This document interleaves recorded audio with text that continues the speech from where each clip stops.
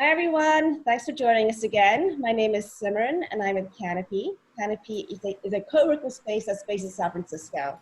We've got a pretty amazing panel today to talk about art and creativity as a catalyst for inspiring positive change with Ben von Wong of Impact Everywhere, Dustin Yellin, and Academy Award-winning filmmaker Louie Psihoyos. And you've got our very own CANOPY CEO and founder, Amir Mortazavi, who will be moderating this. We will be opening this up to a Q&A at the end, and you can digitally raise your hand or add it in the chat box. All right, Amir, all you. Excellent. Well, thank you very much, Simran, for the introduction. And we want to give a big, giant thanks to Kim Colt from For Good Ventures for helping to organize the panel today. Is Louie with us at the moment or not yet? Louie is not here yet. He's actually in a shoot right now, and he'll be carving out 15 minutes during this hour where he'll pop in. So I'll let you know when he's here. Okay, super. So Dustin and Ben, how you guys doing? Pretty good, pretty good. Excellent. Where are you guys finding yourself right now? Well, I'm in Montreal, Canada. Excellent. Dustin, where are you? I'm up in upstate New York on a little lake. Excellent. So can you guys give me a little rundown, like how are you guys staying active and creating during these COVID times, and what are you guys focusing on during the past few months in terms of art and creativity with a social change in mind? Go ahead, Doctor. Yeah, in my case, it's been interesting because my entire industry has sort of evaporated. I found myself, I have been playing mostly in doing social environmental campaigns, but mostly around the event space, creating them for experiences, like creating digital experiences or physical experiences that have a digital layer to them. And that pretty much entirely evaporated, but it's been wonderful actually because it's given me the chance to start thinking about what the 10-year plan might be instead of the 2-year plan. And to dive a little deeper on why and how the art could be more effective. And so what that's manifested into is a series of podcast conversations exploring what impact is, how it's manifesting in the world, what it means to people, how it's being measured, and the role of art in all of it. And that's basically it. I've also tried to take agency over my creativity because my art is, I think, a form of has always been more about collaboration than actual creation on my own. So I can't really do anything alone. I always need other people to do it. And now is a time where you can't really work with people. So that's been really interesting. So have you evolved your practice in a way where now you're coming up with new concepts to create artwork by yourself without collaborators by your side to help assist you? It's super rudimentary. I'm making like 2-dimensional paper art. And I'm just kind of creating like layers of this. I mean, the great thing about creating in vectors is that ultimately it could be blown up infinitely large. So who knows, this could become a thing someday. But, you know, we always say that it's important to follow your creativity, follow your curiosity. And so maybe it's less about the destination and more about the process. So that's what I'm telling myself anyways. Excellent. And Dustin, now that I imagine Pioneer Works has been closed and all the events program and exhibitions that you guys have been doing there quite successfully for the past decade or so, are you guys doing digital-based events through Pioneer Works? Is it still active? What's going on there? Yeah, we sort of adjusted and we had to get smaller. And we started doing a lot of work in the community. So a lot of food security, helping local businesses, IT support for schools, bringing programs online. So still doing a lot actually, but a lot of local stuff. And then we built out our broadcast, which is sort of a way to share cool shit with everybody. There's actually really good articles really good stuff there. You go just to the broadcast, and we've been meaning to do that anyways. You guys are all good at this shit. I can't even open a computer up. You should help me. Go to the broadcast and figure out how to get more people to look at it. It's got good articles, and considering the world's sort of ending, or maybe it's just beginning, but weird things are happening that, you know, and I'm sort of averse to this stuff because I'm kind of a physical guy. Like, I've been, you know, making drawings and moving rocks. My studio was closed just got opened up again. It'll probably have to close again. But I'm always just making stuff. But I wonder how this weird collective behavioral change can get people to you know, maybe look at other issues like climate and inequality, well, even more. So I've actually just liked the weird slowdown. And Pioneer Works is kind of like a weird experimental learning center. So it's good for it to have to deal with challenges like this and figure out, well, fuck, if you can't put everybody in the garden or in the room, how do you deal with it? And how do you get people who don't have food, and kind of like change, you know, make your mission malleable? So there's been a lot of that, and a lot of time in the woods. I got poison ivy on my fucking face. I got frogs. I got copperheads. I got a weird dog now. I got all kinds of weird shit happening to me from this. But what's the question? Yeah, good question. What is the question? I guess I have another question now. So like, seems like you guys have a lot of going on with Pioneer Works in terms of art and activism, and, you know, climate issues have always been a concern with, you know, the artwork you've created in the past. And now you're talking about, you know, food issues, as well as like bringing IT services to the local community in Red Hook. I mean, how do you stay focused, or maybe it's a point not to be focused? And like, I'm really into complexity. As possible. I like complexity. I mean, I'm a simple man, don't get me wrong. But I like complexity because I feel like the world is complex. There's a lot of different infinite points of curiosity for us to investigate. It's just endless, right? So I think the Institute, you know, it's just about arts and sciences, and arts and sciences is pretty wide, right? And I think it's like, how do you build a new systems thinking? So Pioneer Works is like a social experiment. I wish it was social experiment of, you know, how do you use arts and sciences to bring people together? How do you open people's minds to the complexity and the differences that all peoples bring to the table? And, you know, obviously our political system and our education system, and, you know, kind of everything, the military industrial complex, all of it at this point, our constitution, everything was like created when there was so many less people and so many less technologies, and a completely different paradigm of existence. And we really haven't built new frameworks to administer the species at this scale. And so we're like a little fucking, what are those things you eat in Japanese restaurants, like the peas? We're like a little pea. Wasabi pea? Yeah. We're a little Edamame. Yeah, we're just like a tiny thing that's trying to bring people together with art and science, and figure out how, I mean, is it hallucinogens? Is it love? Is it nature? Is it history? Is it like, what is the thing that's going to work so that the species starts working in a more sort of in concert, harmonious faculty?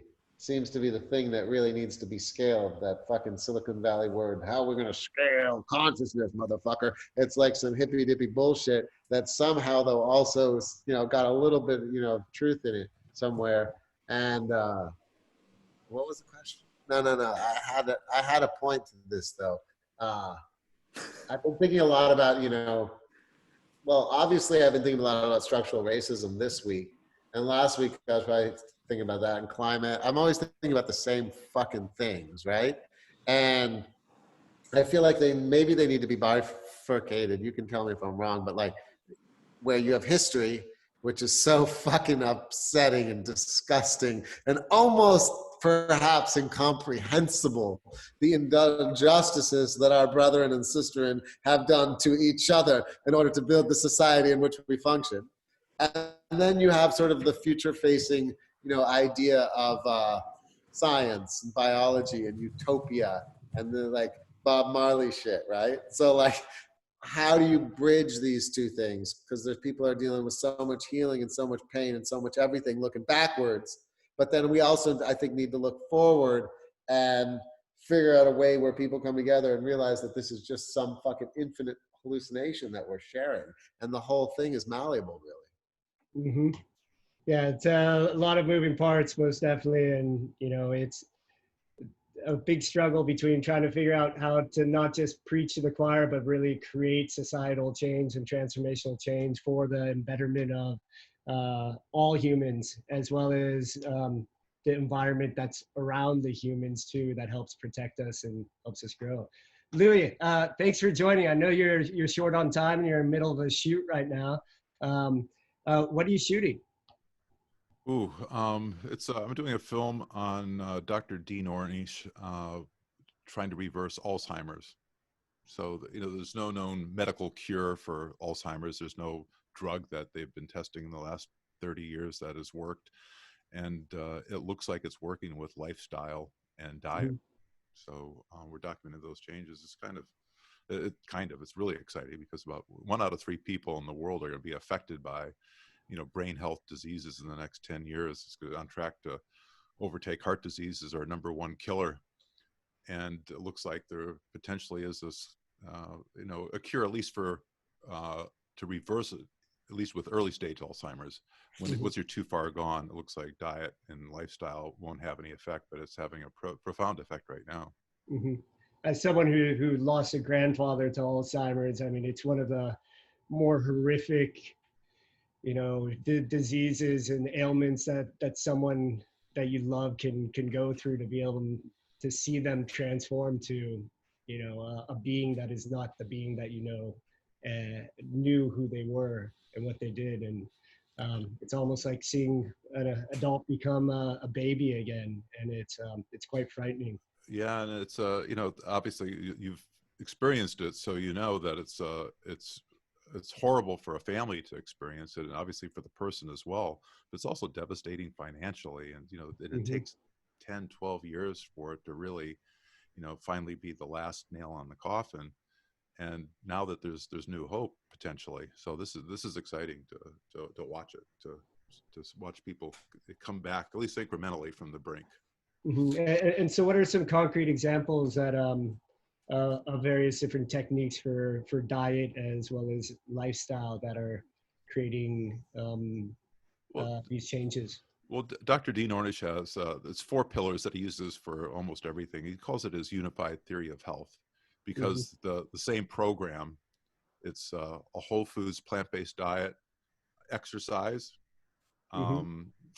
meditation or relaxation, and then group support. You know, being in a community is what connects us. What makes us feel whole.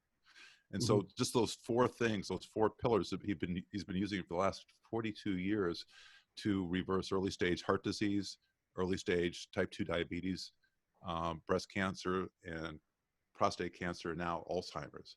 So it's you know, when you think about it, these are really cardiovascular problems. You know, it's basically gunking up your system, and animal products tend to do that. You know, people that live in the so-called blue zones, these are places where people live the longest without chronic diseases. About 95% of their calories comes from a whole foods, plant-based diet. So, you know, they live on average 10 years longer than the rest of us without disease. So, and to me, food is at the nexus of everything I care about. And food it's in itself that you know, it's exciting. It's you know, who doesn't love to eat? But when you think that it's the eating of animals is the #1 cause of habitat destruction, #1 cause of freshwater pollution, #1 cause of species extinction, #1 cause of chronic diseases like Alzheimer's. It's also the cure. So it's if we can reverse that, if we can change culture, scale culture, it is a Silicon Valley thing, because I think we're trying to do it here probably more than any other place in the world that I know of. They're trying to scale culture change by, you know, using, in this case, a fairly primitive technology, food, because it's at the nexus of, you know, everything what's wrong with our culture right now. Even when you look at, you know, the current crisis with COVID, the morbidities that are caused by you look, the people that it's targeting are people with heart disease, diabetes, high blood pressure. All these things can be reversed with a whole foods plant-based diet. So that's what my doctor says. Yeah, and that, by the way, the reason that we're in this pandemic to begin with, like with swine flu, you know, both coronaviruses, MERS, Ebola, AIDS, those are all caused by people going into nature and screwing with nature and trying to eat like wild animals. And so the more we can get people off of eating animal products, debunk the myth that you need them to be big, strong, have endurance and virility, the healthier the planet's going to be. I mean, I'm really tired of living like this, with masks on and you can't see people. I was just with one of the doctors whose daughter's having a baby, and she's not going to be able to see the baby probably for the next year. When you think about that, well, how it's cutting up the social fabric of the entire world, just because of, in the case of AIDS, it was somebody cannibalizing a chimp. In the case of, what's probably causing the coronavirus is somebody eating bat or eating bad shit. There's, in Chinese traditional medicine, they actually recommend eating bat shit for improving vision. And that's why you have bats in the markets in parts of Asia. You can actually buy bat dung right here in San Francisco. Now, who knows if it has a coronavirus, but it's like, there's some really crazy beliefs that are putting us in this position. And the first biggest crazy one, I think this is my soapbox, is that, this belief that we need animals to be big and strong. And we know that we don't need to do that. And we know that this is a cure for all future pandemics. So that's why we make films like what we're doing. We did a film called Game Changers not long ago that, it was on Netflix, and the first 9 days it was on Apple iTunes. It was the #1 watched documentary and independent film in their history. We try to make entertaining films using art to sort of scale success, social progress.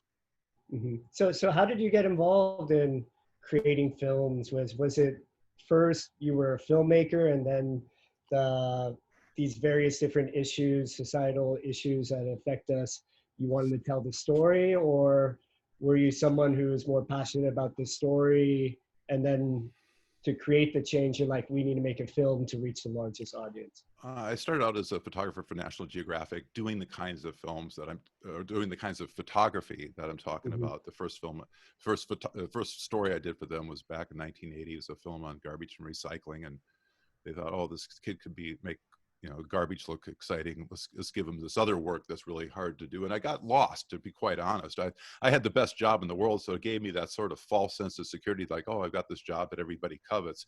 But I lost focus of what I wanted to do because they were paying me well and I was good at it. And then, I don't know, about 15 years ago, I started working for Fortune magazine and met a good friend of mine. Well, he became a good friend, but he's Jim Clark, the founder of Silicon Graphics, WebMD, and Shutterfly. He said to me, Louie, would you teach me how to be a good photographer? And I said, Jim, I'll teach you how to be a great photographer if you teach me how to be a billionaire. And we started taking pictures.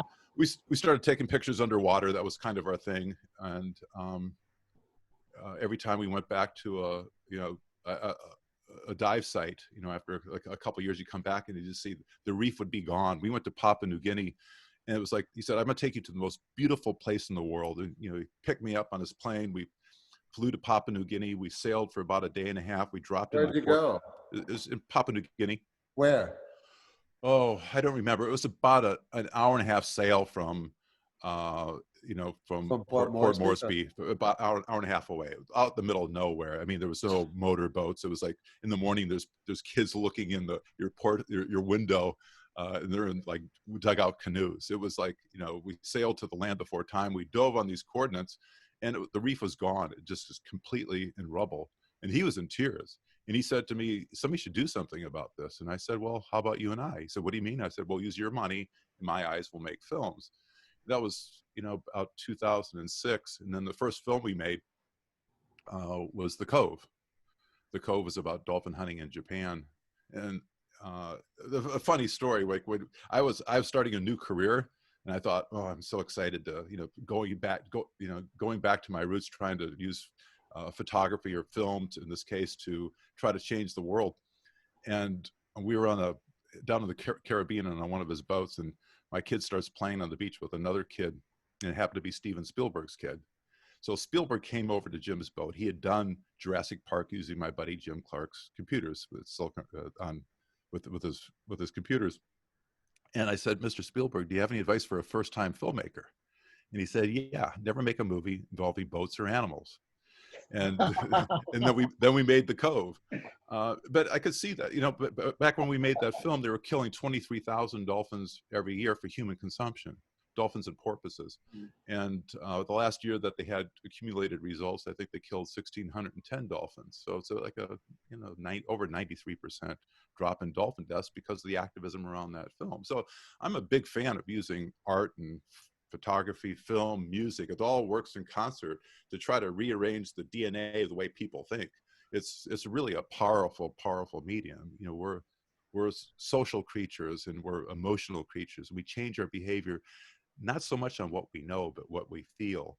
And I think that's where a film is really good at working on both parts of that, the human experience. First, it's emotional, making a good story, and then slowly working your way through the DNA of somebody's brain and how they think, and trying to change the way that people perceive the world, because it's really a perception problem.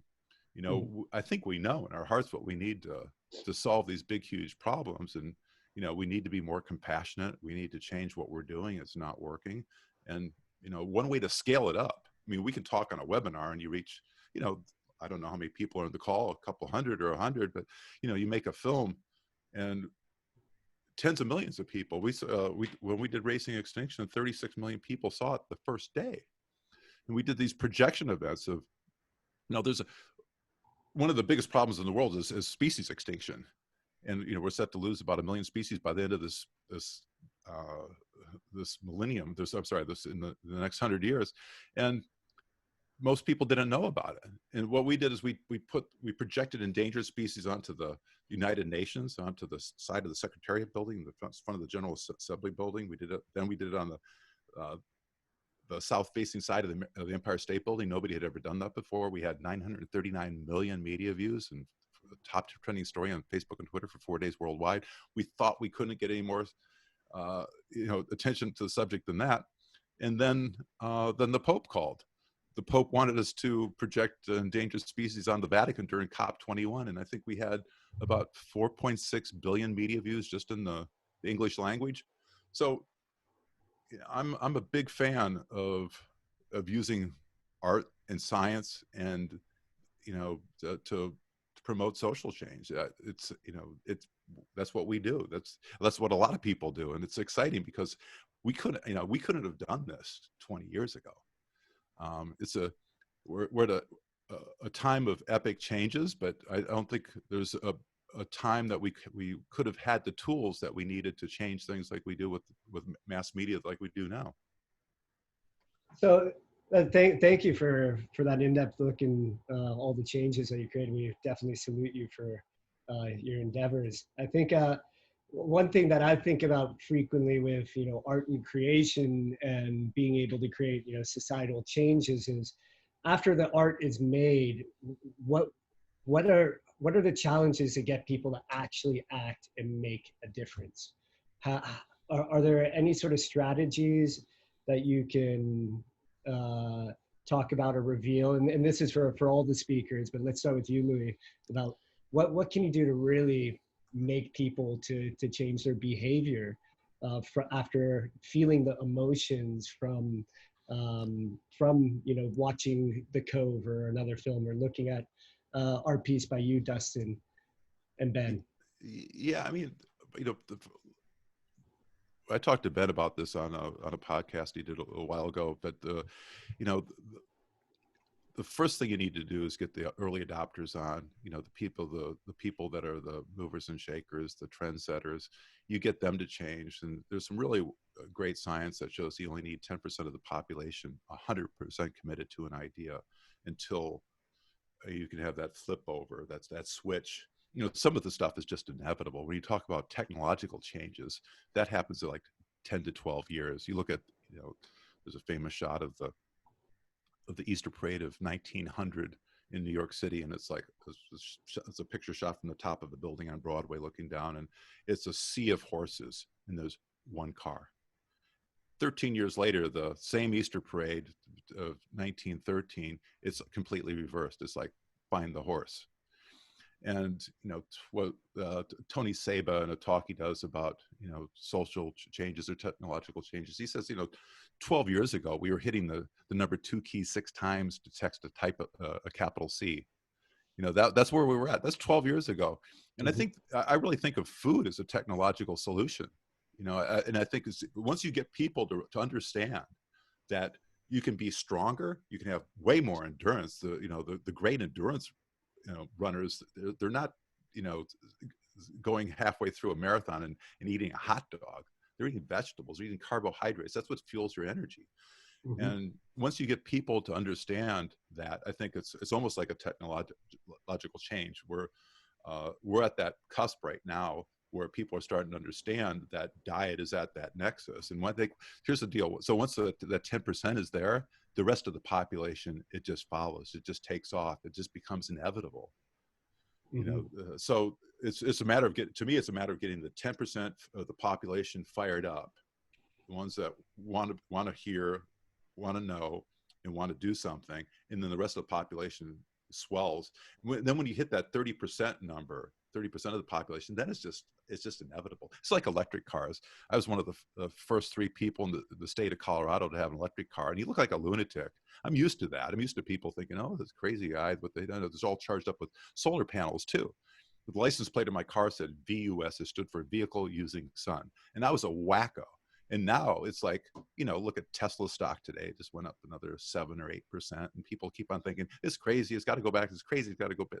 It's almost as valuable as Toyota right now.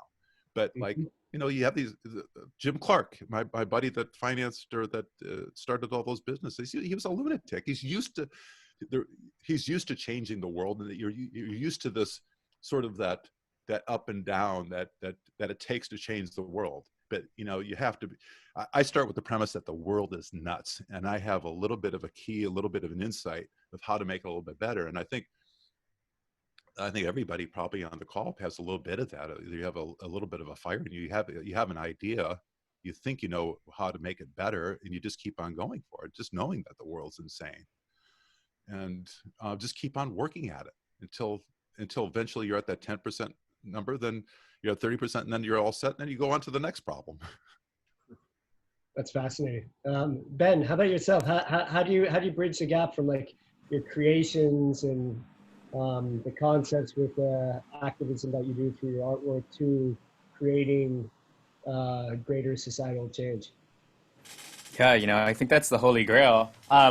Unlike, I think I have more humble aspirations than Louie, as maybe most people have more humble aspirations than Louie. But I think there are 2 pieces of the puzzle that I've been personally trying to pay attention to. The first one being that, I think artists have been told this lie that our job is only to move people's hearts and minds, and that once that work is done, then we don't have then it's not our responsibility anymore. And I think that if you approach art from that perspective, then you give up the power of change and transformation to the person who's viewing your thing. Right, so you stop designing for transformation within the work that you create. And so this is actually the question that I've been exploring in the midst of this pandemic, is how do we better design more effective campaigns? Louie didn't really talk about this, but when I interviewed him, one of the things that I loved about his approach is when he was screening the Game Changers, he just watched the faces of the people doing it to see whether or not they were squirming. Because if it doesn't work on a small group of people, it's not going to work on the wider population, right? So before thinking about scale, we need to think about effectiveness, right? And I think that's something that's been really powerful. And so, we always think about just how many people can we reach and what if the world could listen. But like, if you can't even change the hearts and the minds of the handful of people around you, then you can't think about anything bigger. And so that sort of, the question of effectiveness, the question of design is kind of the space at which I'm at. And I haven't been burdened by success, and so that gives me a wonderful amount of flexibility where I'm comfortable enough to have the space and the time to think and explore. But I can also use myself as a petri dish, and so that's kind of the way that I've been thinking about it. Yeah, and it seems like, well, one thing that is prevalent within what Louie was talking about, what you're saying as well, is that, you got to be able to take risks and not care about what others think, right? And it's okay to be a bit outside of the box and do things that are off kilt for society to really, be a catalyst for that change. But with all that said, what do you guys do to de-risk your activities and like to make sure that you have the greatest chance of success with the artwork that you're creating to reach a large amount of people and create an effective impact? Dustin, you're on the screen. You want to take that? I am. Well, I think you just keep doing it, right? I think the work does the thing. So, yeah, I mean, I don't know how to think about that. I just think you do work. Like, it depends on what you think about. Like, I make frozen movies, and I just make the thing, and then I'm like, I'm dead. And hopefully the thing does the thing. And with the Institute, that's like a living beast. Do you know what I mean? I think with systems building, your obsolescence is your success. So now the less I have to speak at a meeting for Pioneer Works now, the better I know the thing's working. If I got to be in there being like, oh, well, why don't we interview this person? Or why don't we do that concert? Or why don't we do this science thing? Then I'm fucked. So like obsolescence is success and systems building. Like now I sit at the Institute on these fucking phone calls and I'm like, God, these fuckers have got it together. Like, I'm like, oh, maybe they got to talk to Louie, or like, maybe I'll throw a name in the ring here and there and be like, I connect a few rings of fire all the time, but I think I got to die and that thing's got to flourish for success. And as far as my own artwork, it's just, I think things rise to the surface. A lot of art's getting made. And I kind of think of civilization as a sculpture. That's old. You're looking at something from like when I was a child. That's like an Agnes Martin grid of dictionary pages ripped up. That's like a Joseph Cornell box. Like you're kind of, keep going. I'll show one piece. Let's see. Fuck this. This is old. Keep going, keep going, keep going. Fuck this. That's old. I was finding stuff. These are cool drawings. Keep going. I didn't want to die of the resin. Keep going. So now I use this shit. I use that stuff. Those are cool. Yeah. Those are cool. That's going to drive me crazy. That's like how long is that project? That project's 10 years or something to make about 120 humans. Called Psychogeographies, like a futuristic version of the Terracotta Warriors. Keep going. I'll show you one thing that's cool. Fuck this shit. Keep going. Nope. Hold on. Nope. Nope. Keep going. These are cool. These are like, there's some of them together. Keep going. You'll see a picture. Maybe they'll be together. That's this place called Lincoln Center. They're together. That looks nice. That's feels like one single finished work. That's a long time ago. I'm sick of those. Go to another one. Let me see here. You like that picture? That's the Garden of, this is cool. Yeah, go back. Is that Herodias Garden of Bosch? the lights. Herodias Bosch. Now go to that's a cool picture. Stay there. I'll try. So that's cool. That thing's fucking cool. That weighs 24,000 pounds. And there's a blood fountain and then Jesus and the locust and a volcano. And then the animal-headed humans coming down from the volcano to jump in the sea. And then there's a bird god tied up to a battleship. And then there's a woman rising out of the sea. She's spitting the darkness in the one hand, clouds coming to the other hand. And there's Buckminster Fuller domes coming out of the ocean. She's got a 18-foot long tail that goes through an underworld on the other side. You can't see it. There's a whole fucking underworld. Go to the next one. Let's see what's here. Yeah, that's from the side. Let's see what we got. Yeah, it's a little detail. Keep going. These are all details of the same piece. There's Jesus. Hey, brother. There's the blood fountain. Keep going. Keep going. Let's see what we got. That's a cool shot. Keep going. I want to make animations. I want to make this shit move. Keep going. Keep going. There she is. Keep going. Let's see what's next. Keep going. This is one work. So we've seen two works now. Keep going. Keep going. That's And all. so these are placed That's with cool. layers of That's land, the right, whole world Dustin? melting, the whole world drowning, and the ocean falling off the edge of the world. And it's 21 feet long. The more details of the same piece. So now you're just like looking at the same thing over and over. That's that world falling off the edge. Stop. I like this one better than the other ones. That's a good one. That's fucking cool. That's called The Politics of Eternity. And that is the future on the left and the past on the right. And in the future, the future is inhabited by astronauts, and the past is inhabited by animal-headed humans. And in the future, the astronauts are building a rocket, right? And in the same place and a particle accelerator right there with that square, the same place where there's a particle accelerator in the future, there's a cave of minerals in the past. And the animal-headed humans are taking the minerals from the mountain, carrying them through to build a totemic antenna to the gods, which is the same size as the rocket. And in the future, you have the moon. In the past, you have the sun. And in the middle, you have Mars. And the past and the future are falling into each other. You see that? They're falling into each other. So everything is mirrored. And underneath the ocean in the past is Group Sisyphus, where they're pushing a boulder to capture a sea monster who's eating the boats. And that same moment is happening in the future underneath the ocean, but it's astronauts pushing a machine to capture data that's coming out of the sea. And if you start to study it, everything's mirrored. Where there's a tree growing in the future, it's growing in the same place in the past. So it's kind of circular. This is a cool work. That weighs not too bad, 10,000 pounds. So Dustin, you said your dream project would be to animate one of your works. Like, I got many dreams, motherfucker. I wanna make this thing 7 sections. I wanna make one that's 24 sections. Takes 10 people 5 years to do the one thing. How many hours is that? Like, this has only got 30,000 hours in it. So I wanna make some more complex works. I wanna make some animations. I wanna make the coolest learning center on the East Coast. I want everybody to eat. I want electricity to be free. I want the sun to be in my ass and float me to the moon. No, I want it all, motherfucker. I want us all to love each other. No, if I could just make 20 more of these, I'd be happy. Awesome. Ben, what's like an unrealized dream project that you aspire to create? Oh, wait, I got one more, Ben. Fuck. Keep going. Can I just show the last one? Because then I might have to go somewhere. Keep going. I forgot about one thing. Keep going. I don't know what's on these slides. Keep it going. These are just details. Details. Keep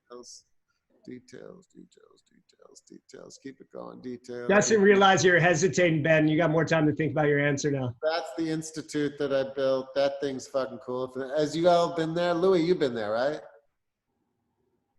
Fuck. Keep going. That's the institute. Look like that. Keep going. Where's your institute? It's in Brooklyn. There it is. Oh, We've got building an observatory and gardens and concert hall and fucking weird labs, and there's a science department on the 3rd floor. It's cool. Keep going. That was a cool show. Keep going. Keep going. I'm gonna show you one more work. Keep going. That's another show. That's from Haiti. More shit. PW. Keep it going. Keep it going.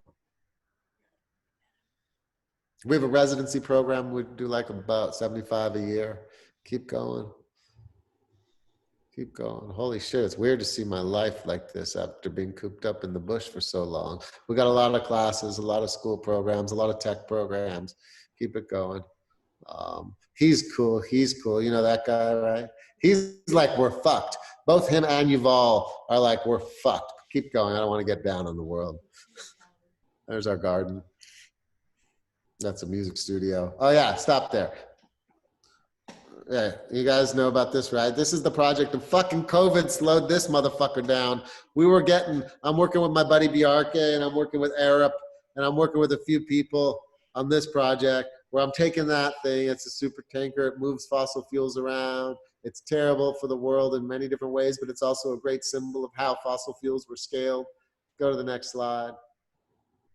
Yeah. No, that's a boat. I was on that boat. I took that picture. Keep going. It's a big boat, right? Big motherfucker. These super tankers are crazy, right? You're all familiar with oil tankers. Next slide. So that's what I'm doing. I'm gonna pick it up, put it on its nose, and build a monument to the end of fossil fuels. So we were talking about scaling, like the awareness around the conversation. So this was a simple thing. We take a boat and we put it on its nose. And we figured out how to do it. It's complicated. And the bridge, it's called the bridge because it's about a bridge between the past and the future of energy. And the user, the experiences, we're coding it for about 1.5 million people a year to go up the boat in elevators, and they get to the bridge. And by the time they get to the bridge, they've learned everything about the future and past of energy. Maybe we work with Will at Planet Labs, work with different motherfuckers to show the whole Earth through the experience of going up the boat. So even the Trump supporter who's like, climate change is bullshit, their kids are gonna be like, take me to the top of the boat. And by the time they get to the top of the boat, their kids are gonna be like, the world's fucked, we gotta save it. So it's like, it's a whole experience. Next slide, let's see, I forgot what's here. Yeah, there's a little silhouette of it. Next one. Do you guys have a location for the boat? I can't say, yeah. We got one that they're super interested, but it got slowed down. So now I want to look at my other options. But we have a good spot for it, but it's not in this country, so I'd prefer it here. Next slide, I don't know what it is. Anyways, that's called the bridge. It's just a super tanker on its nose to make people wake the fuck up. That's the last slide that we have. Perfect. That's the 900-foot light shaft. Impressive. That's amazing. Okay, I'm going to stop the screen share because you're out of the slides. Cool. All right. Cool. Ben, have you had the time to reflect on your dream project? Yeah, I think, why don't I share my screen too, and I'll answer your previous question at the same time as walking you through a dream project, because it'll give a little bit of context. So your first question was, how do you de-risk a project? And so I don't have a team. I'm just me and a bunch of volunteers online, and we just go around trying to figure out how do you make the most out of the least amount of stuff. So when I first started getting into climate change, actually, my first climate change project was after watching Louie's Racing Extinction. So there's some direct impact right there. I figured we were thinking of using storms as a metaphor for climate change. And this is the first time that I'd figured out how you combine fantasy and impact. But the way we did this was basically chase after storms in a used ambulance that some guy had and toss a bunch of props in the background, trying to capture a series of images. So it got a couple million views, but how does change happen? I don't know. Kind of continuing down that same path, experimenting and playing around, inspired by Mad Max. Maybe you can find some people who have cool costumes, but I don't have the budget of Dustin to build a massive set. So we just ended up going to the set instead, where there was an old ass mining machine, strip mining machine that was hanging out. And we just took a bunch of costumed people and went and did the best that we can. But the thing with what I've found anyways in terms of projects is that nobody really wants to take a risk and do something truly unique. They all want to do about the same thing that they've already seen before. So you have to eventually figure out something that resonates with people. And so this project, we put mermaid on 10,000 plastic bottles. We rented a television from Costco and we rigged this thing up with plywood and pulleys. So it's super ghetto. The entire project cost $600. Basically, it was the pizza budget for all the volunteers who helped us clean these bottles. And everything else we sort of got sponsored. And this series ended up getting about 37 million views. And I think that's when things get interesting, because you're able to finally get the attention of people who have the money, because they're like, oh, I liked what you did. Can you do the exact same thing, but this time you use electronic waste? So this was for Dell. And then you can just kind of go ahead and replicate the same thing because it's same, but different. So I think companies are really interesting. Investors are really interesting, at least in the world that I live in, which is still tied to not infinite amounts of money. They're always looking for the return on investment. But the challenge that I've been facing with is that at the end of the day, I think businesses, which is the sphere in which I play in, businesses are after business outcomes. They're not about impact. That's not their primary motivation. So ultimately, it always ends up being some form of greenwashing. And while I've always thought it was a great strategy to hijack people's ideas and figure it out, I think that the true experiment that I would find really interesting is when you're able to combine this idea of people, planet, and profit all at the same time, where art is the catalyst for these different ecosystems to collide. So like an example of a case study that could be interesting is potentially, I was exploring this idea pre-COVID to go to an island in Bali where the community is really struggling to protect the reefs because the locals are anchoring illegally and they're trying to feed their families, and they're just kind of inviting all these tourist snorkelers who are there to party to just go hang out. Then you got the dive shops who have a lot more money, a lot more education, and they're trying to protect the reefs. But what if you could create an art installation that was underwater, that was sizably large, that was interactive, that was an educational opportunity, that was living and growing, you might be able to infuse pieces of technology like biorocks, where the corals could grow 10 or 100 times faster. You could design it so that it would be an equal opportunity for both the snorkelers and the divers. And then you could empower the tourists to come be a part of this, take their bloody selfie, but also talk about this awesome experience that they've had. And so then it brings business to the locals. It helps protect the environment.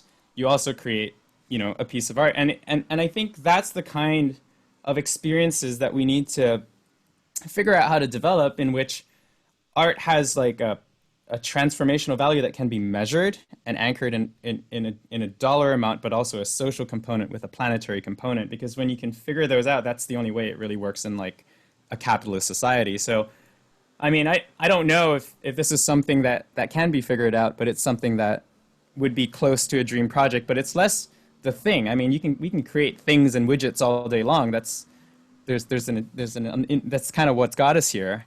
The question is, how do you design something that gets us to where we need to go? And so, yeah, kind of what Dustin said, just try things, figure them out. But also, I think this is an opportunity for me anyways to just start thinking a little bit more about the why and the effectiveness. Mm-hmm. Yeah, and it's the circular economy that you touch upon, as well as how do you factor in, the economic concerns of the locals, as well as environmental concerns, and people with different means have different expectations and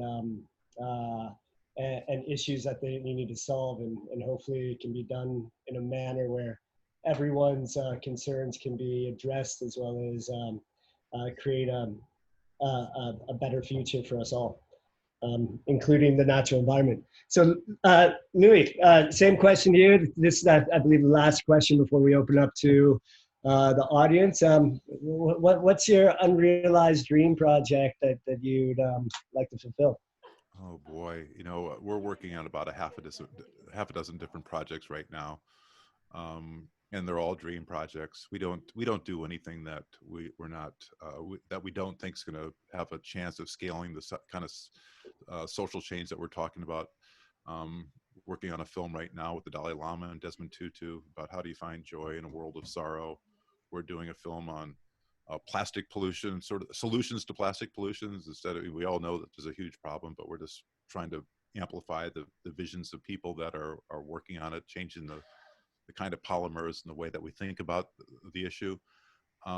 We're doing a film on the Loser ecosystem. We're calling it The Last Place on Earth. We call it that because it's the last place where rhinos, tigers, orangutans, and elephants are in the same ecosystem together. And we're focusing on 4 activists that are winning back the environment from illegal palm oil plantations. Doing another film sort of based on The Game Changers. The Game Changers was a film about plant-based super athletes, and I'm working on a series right now, potentially for Netflix on that.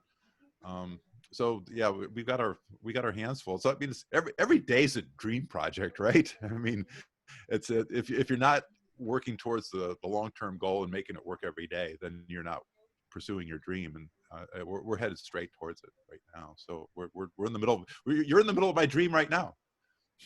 That's right. The fucked up hallucination that we're sharing. The fact that we're conscious enough to even understand each other right now is a miracle. It is. It is. Life. You hit it right on the head. Life is a goddamn miracle. And we have to remember that we got trillions of chemical connections going on in our body right now, so we can just listen to ourselves talk. Just brain to brain. It's kind of amazing when you think about it, that we're able to, like, all this stuff can happen so that we can communicate. That's what we're built for, is communication, and to talk, and to, that's one thing I'm learning about the Dalai Lama Desmond Tutu project, is we're hardwired for compassion and to work through each other's problems. It's the only thing that makes us feel better, is like when we're actually communicating, listening to other people, and growing that way. That's what's gonna get us through this and to the other side. Wonderful. Thanks for that, Louie. Simran, should we open up to questions from the audience? Yeah, for sure. So if anyone has any questions, you can go ahead and digitally raise your hand, or go ahead and just type it out in the chat box.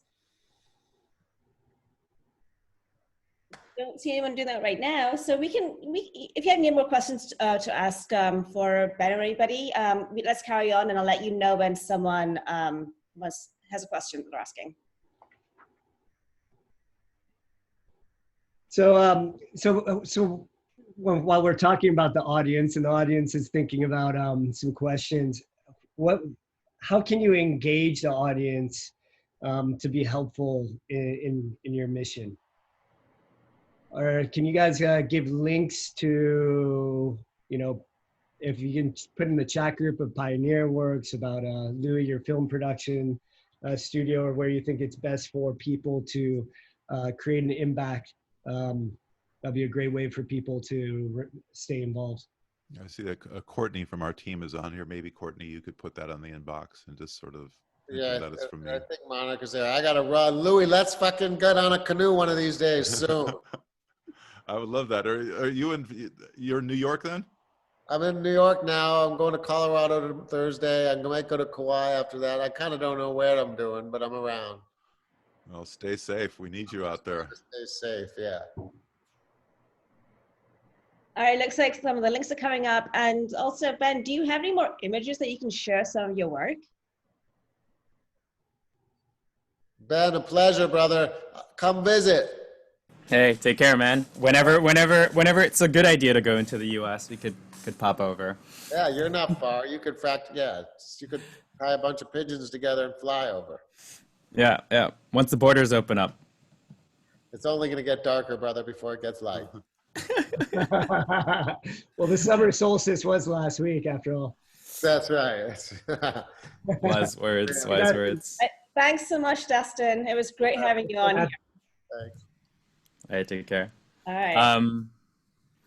I guess, I can share. Let's see. Sorry, I was just trying to figure out like which part of a presentation I should be like whipping out. This is probably one of my later installations where which was a Guinness World Record. I like to think when I've had to describe my work in the past, which I really struggle to do in words, I kind of say that I take photographs that people think are photoshopped. And so the whole purpose of the images is to ignite a sense of curiosity, right? You want people to look at it and wonder, what am I looking at? Because once people are curious, then you have a chance to have a conversation with them. They're a little bit more open to a dialogue. And so if people don't know what's real and what's fake, they look at it, they wonder, you get a chance to talk about how it was done. And so how it was done in this case was made out of, plastic that we picked up, some LED lights and a wooden structure. But I actually didn't build it, really not on my own, because I don't know how to build anything. So we set this up inside of a mall, and we had hundreds of volunteers show up over the course of a couple weeks in order to, pull this whole thing together. So I've always found it to be so important to involve community, because that gives a sense of ownership. It gives a sense of empowerment. It gives a sense of, what is going on and why. And then along the way, you get to talk about what it is you're doing. And so this is like 168,000 plastic straws that were collected over the course of 9 months. Right. And we had to like collect these, clean them. They were sent from all over the country in order to make this, this world record. And the world record it's not for my ego. It's actually just a marketing stunt, because when you say something's a Guinness World Record, everyone cares about it a little bit more. So I think there's just sort of like these little hacks of story that you can bring together and focus on. And ultimately, it's also about not just creating the thing, it's about creating as many pieces of assets as possible. So every single project, that I was doing pre-COVID, it was a combination of a photo shoot, a video, a physical experience, and you just try to layer on as many pieces of the puzzle as possible to see if you can connect with people as much as possible. But yeah, I think ultimately the work that I do has just sort of always fallen in this sort of realm of do the best that you can and push your limits. Another project that I did, earlier on when I was trying to get into impact, I was given this opportunity to go to Fiji to teach a photography workshop. And I was like, oh, what else is there to do in Fiji? And I heard that there were some wonderful shark dives. And I'd heard that shark finning was a problem. Turns out we actually kill 100 million sharks every single year. And out of the hundreds of species of sharks, there may be like 3 that are remotely dangerous to people. And so, but how do you have that conversation with people who don't really care, or people who are scared? Well, why not just tie a model underwater with sharks swimming around, right? Like, why not just show? And so we have these like white-tipped reef sharks, which are just like puppies. They're like really not dangerous. And we have a free diver that can hold her breath for, I think she's a champion free diver. She broke the Australian world record. She's an electrician by day. And so she flew herself over. I brought this shepherd crooks from Amazon, hoping that we could pull this together, and ended up capturing this series of images. But prior to taking this photo, like, I was trying to get a nonprofit on board. I was trying to get an organization, but like, no one wants to talk to you when you say you want to tie a model underwater with sharks swimming around, because there's a lot of risk involved. There's a lot of liability involved. And like I was saying earlier, no one wants to take a chance on something they've never seen done before. And so what I ended up doing was just go ahead, create this series to the best of my ability. And then once I had the images, I just brought them to like a nonprofit. I just kept like poking at different doors to figure out like who could do something with this series of images. And it ended up finding this guy who was putting a petition together and just used these images to promote the cause. So this ended up hitting the front page of Reddit 3 times, got 80,000 petition signatures on the line in order to create this series. So, I mean, I think, we're all in a situation where we can do something. We can do what we can with what we have. It's just a question of whether or not we have the willpower for it. And it's just about experimenting and playing and following your curiosity. The word passion is sort of misleading, because if you don't have a passion, then there's no compass. But if you're curious about something and you want to learn more about it, then you just have to keep pulling on that thread, because you never know what you're going to find. And so, in my earlier days, this is the kind of work that I was doing. One of my biggest failures in my early, this is when I was still a hobbyist, was like trying to light this guy on fire, and he just wouldn't burn very well. So I ended up having to Photoshop the final image in order to create this series. And at the end, I put it online, and this guy looked at it. The people left all sorts of comments. Photographers liked it, but this pyrotechnician looked at it and was like, "Hey, your photo is really nice, but the firework is really, really crappy." And I was like, "Oh, who is this guy? He knows what he's talking about." So engage in conversation with him, ended up meeting him in France. We took some photographs, and that became like the beginning of this whole creative arc of just random crap that I was doing, taking like visions of creativity and trying to translate them into different effects. And I have obviously a fantastical vibe to my stuff. It had none of this had anything to do with impact when I was creating it. Whoops. But it turns out that just going out there and creating things ended up creating this is the image that I got paid the most out of my entire career, all because a company saw another image that was similar, and they just said, "Can you do the same thing with a hotter girl in front using our technology?" And this is really this is how I gained a little bit of cash in my account to go and start pursuing the things that I really cared about. So you never really know where your curiosity will lead you. And I think it's just always important to remember that while the skills that you have in front of you right now, you might not think they're helpful, but eventually, if you keep your intention on something that you really want to do, that, it can take you some fabulous places. So there you go. There's a little bit about my work. Awesome. Thank you so much, Ben. I actually have a question for you from B. So it's a question about longitudinal impact. A lot of the works you've shown are kind of one-time experiences that kind of get people thinking, but don't give a direct call to action or have anything in the future, a continuation of the thought. Sorry, I can't speak today. It's weird. Anyway, have you all ever considered something that makes the audience feel like there's a sequel and that they can influence? If so, please explain. And if not, what are your thoughts on whether something like that would be effective?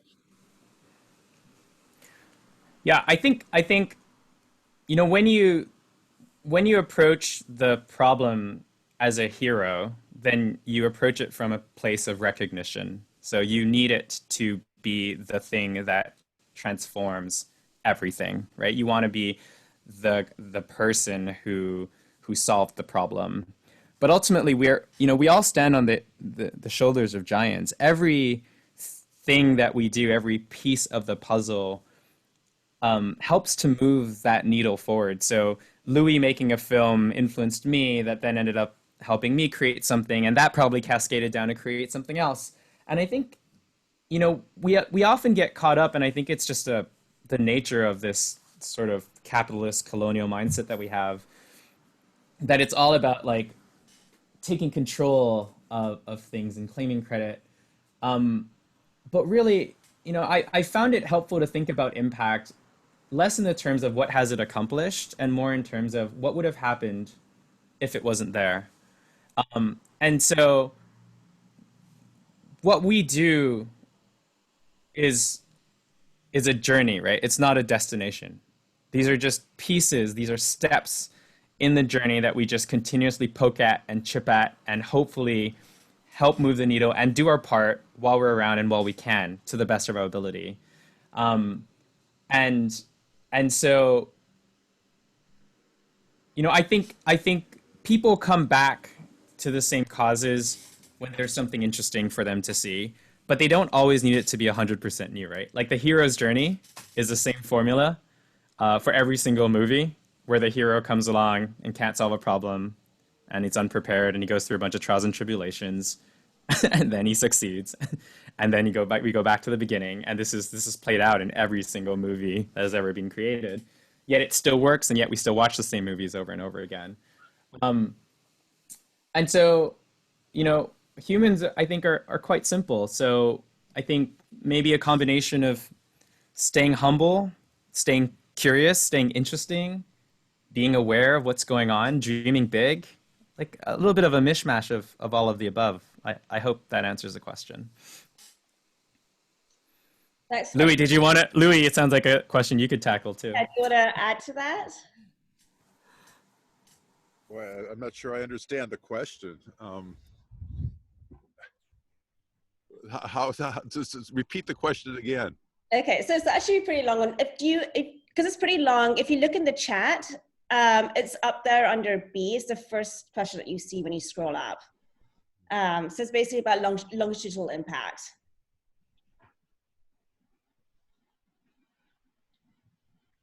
Simran, do you want to repeat the question? Yeah, I'm reading it. He's reading it, yeah, because it's quite long. Well, I don't know. I guess I would say that. Well, first of all, what we do is it is very targeted. We look at, you know, you can make a movie that's good, or you can make a movie that's effective. And they're not necessarily the same thing. Not that it can't be good and effective, but effective. We take a kind of a science-based approach to how do you solve the problem. You know, we knew that with the Cove that you needed something called gaiatsu to get the Japanese to switch from eating dolphins. That's outside pressure to create inside pressure to change. So you basically create shame, the worst thing you can in that culture, by showing exactly what's happening. With the Game Changers, we looked at why aren't people adopting a plant-based diet. It's, you know, the numbers are stuck at 3 to 5%, and it doesn't matter about a bigger ad. It doesn't matter how much more money you put into billboards. It's not more effective. We had you have to go back to what's the founding principle of why it's not working. And that's because people thought it was normal, necessary, and natural to eat this way. And so how do you dispel that? We looked at what will a guy, it's basically men that were the obstacles to adopting the diet. So what we did is we looked at what kind of men will a guy look at and want to hear the message. And it wasn't a vegan. They wanted to, you know, so the hero of the Game Changers is a guy that teaches, you know, the federales and the Navy SEALs to kill people. He's a man's man, for, you know, to use a sort of a weak term, but he's a killer. And he gets onto a plant-based diet, and he finds out that, you know, he's the guy that's exposing the myth. It's not me. It's not a vegan with purple hair and a nose ring. It's a guy's guy. And then, so that using aspirational athletes to deliver the message was key. We just don't, you know, go make another, you know, kind of vegan movie about look at, you know, the harm that they're doing to animals, because if a guy thinks that's the way that they eat, they're just going to think, well, too bad about the animals. So we, you know, what we do is very targeted research to figure out how can you create those leverage points. And then really, once you've made the film, or once you've done, you know, start the impact, it should be self-propagating. It shouldn't be a matter of like us just, you know, having to do a sequel. People are the sequel. You know, once somebody sees this film, they say, you got to go see this film. And then the artwork or the message propagates itself. It doesn't require you to take something, because it's entertaining. It's great information. It's, you know, it's something that everybody instinctively wants to give to somebody else. So it becomes contagious. It's like a virus, like it's a good virus that we release into the culture, and then it propagates itself. So it's for us, it's a matter of getting the film in the right hands. Like with the Game Changers, we were offered a multi-million-dollar deal for Netflix to make it an original, but we turned it down. We gave it to them for less than a tenth of what they offered it to us, so we could put it in China. Netflix isn't in China. If you imagine that you want to do a film to change the world on diet, and you have China increasing their meat consumption every year, but you can't have the film in China because you made a deal with Netflix, who doesn't have a say there. Now we're on like the YouTube of China, but we're giving it away almost for free. But money is not the barometer of our success. It's the changes that people have once they see the movie. That's how we measure it. And then once you take money out of the equation, then you're finding the right partners, or finding the right deal for the right partners. Yeah, you can use the film on your platform, but you don't own it. We want to have the ability to show it where we want, when we want. So for us, it's a matter of finding the right partners, understand that as they invest in a film, it's a social investment. Your impact is social, it's not monetary. The Cove was the most winning documentary in history, first film to sweep all the film awards, but we didn't make money on that film. The Racing Extinction was, like I said, had this great viewing, and it led to laws being all up and down the west coast of the United States that prevented the most endangered species from entering ports in Asia, from ports in Asia. But the impact of that film wasn't just in the numbers, it's in the laws that we helped create. It was in the people that are getting activated, the people that are now know that there's this huge, global effort that has to be done by all of us to stop species extinction. The impact is, it doesn't have the metrics are quite different than, let's say, a Hollywood film where it's just butts and seats. Their metric is, $10 in a box of popcorn and everybody comes and sees the film.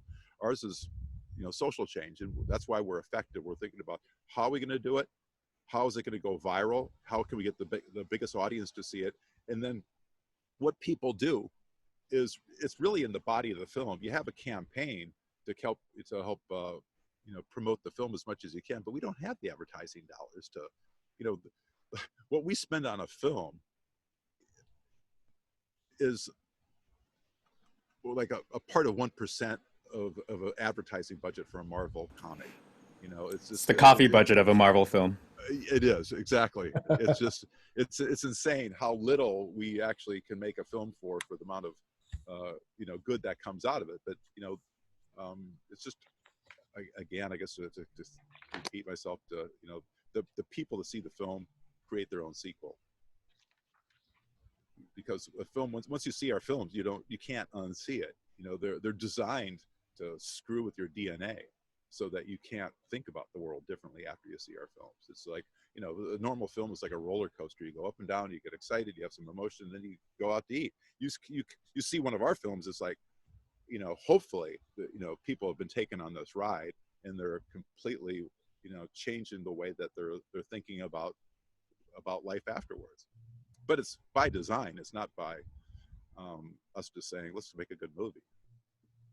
There's actually a question that directly follows up with this. What are your thoughts on boycotts as a direct follow-up to digesting your art forms?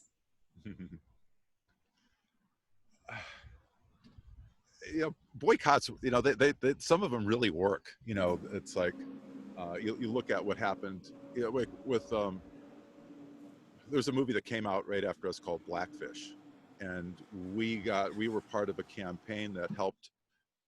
There was a bunch of musical artists that were working with SeaWorld. Blackfish is about one particular dolphin, a killer whale down in Florida that had killed 3 people in its lifetime, and killer whales had never killed a single human. And to tie all the recorded human history of interactions with whales, a killer whale had never killed a human, but this one in captivity kills 3 people. But there was these great musical artists like Bare Naked Ladies, Willie Nelson, about a dozen artists that were set to perform at SeaWorld, and we got Bare Naked Ladies to withdraw their, along working with other organizations, we got them to withdraw performing there. And SeaWorld said, "Oh, it's just one more. We have 11 more. It's not a big deal. We'll get somebody else to fill that spot." Eventually, we got, I think, 10 out of 12 of the artists to pull out, and it created this backlash of people wanting to know what's going on with SeaWorld. And look at SeaWorld's stock. It really hasn't recovered since that time. So boycotts can be pretty effective. You know, you look at, you know, what's going on at Facebook right now. People say, oh, it's just North Face. It's just a small part of their, you know, their income. But, you know, then you have Patagonia glomming on, and then I think Pepsi Cola, you know, the majors are starting to pile on, and most of their money's coming from the small, but you know, it's going to influence, you know, every company out there is afraid of this slide, like, you know, that sort of ripple effect where you can't stop it. We did